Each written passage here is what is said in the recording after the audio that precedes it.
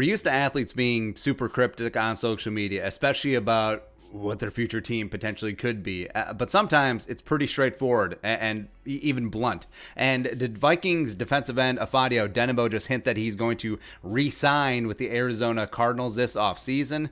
Now, Ifeadi, the pride of Northwestern, is a restricted free agent, and they can bring him back at right of first refusal level at as low as $2.133 million, or potentially as high as probably second round tender $3.384 million. So it wouldn't be overly expensive. The Vikings do have around $9.5 million in cap space, but if they're pinching pennies to try and hit it big in free agency, especially along the offensive line, all of these nickels and dimes, they do matter. So, and there's been no word yet if the Vikings are going to tender or refuse to tender their 3 RFAs: Ifeadi, running back Mike Boone, and wide receiver the immortal Chad Beebe. And run it back to Arizona, because Ifeadi did spend a month with the Cardinals back in 2018 after he left the Vikings to go to the Browns, and then he signed with the Cardinals, and he actually played in one game. It's the only other team that he's seen NFL action with. And maybe his agent has already gotten word from the Vikings that, Ifeadi, we're not going to tender you, so start looking elsewhere in this weird free agency offseason.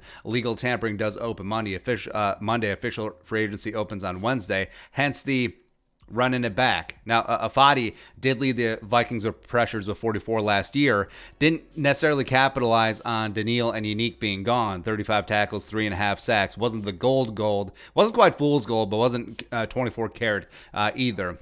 But that was down from his 7 sacks in 2019 as a rotational player, both inside and outside, behind Daniil and Everson Griffin. Now, Arizona is a popular offseason training location for NFL players. Arizona, Vegas, Florida, parts of Texas. I get it. But the run it back part sticks with me. I was like, if he's just showing up back in Arizona for another training session, run it back. Yeah, I don't know. I don't know. Now, it's ironic that he's been training with Weatherly in the offseason and no doubt advocating his former Vikings teammate to come back to the Vikes, because when Weatherly came back on that $3 million deal, it sort of made Ifeadi's role redundant, where you have that third defensive end, guy that could play defensive interior on pass rushing downs.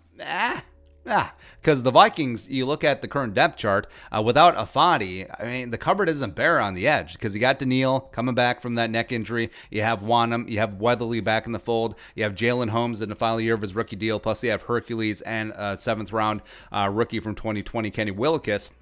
So, I mean, if Ifeadi isn't back and they do add and supplement in free agency and the draft, I sort of get it. And with Arizona, Ifeadi would be a phenomenal addition because they just signed J.J. Watt, but needing someone else who can be that second, third guy behind Chandler Jones, behind J.J. Watt, maybe behind Hassan Reddick if they re-sign him this offseason. Ifeadi can do that. He can play D-end. He can play defensive interior. He can play that 5-tech. He can do a whole lot of things. So, okay, this might be making a mountain out of a molehill. He has been training with David Perry, the Cardinals' third-string nose tackle, former Vikings training camp body as well. So, but the whole run it back, and you're in Arizona, and you used to play for the Cardinals, and it hasn't been announced if your RFA tender is being picked up. Maybe we're just connecting dots, but I don't know.